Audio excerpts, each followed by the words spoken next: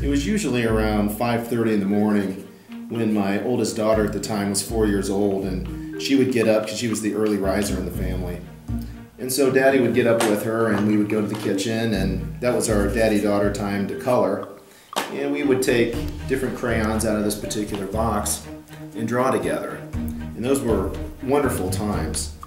But what was so wonderful about it was not just the fact that we had daddy-daughter time, but in every one of those moments, my daughter was a great thinker even at 4 years old. She would stop and there would be that pause and she would say, "Daddy, can I ask you a question?"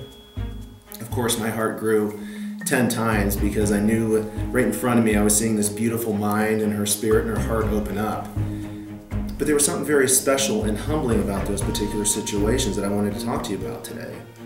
Because oftentimes, as a father and you in the roles that you play, we always feel like we have to have the answers and to be the person that's taking the initiative. But these were moments for me when I could take a more passive role, where I didn't have to focus all of my energy and attention on myself, but rather put it 100% on her. And through that humility and practicing being humble in those moments, there were moments that touched me for the rest of my life. Every time I see this box of crayon or I look at pictures like this that they drew, it was special times to me because they're reminders of what great things can happen when you become humble.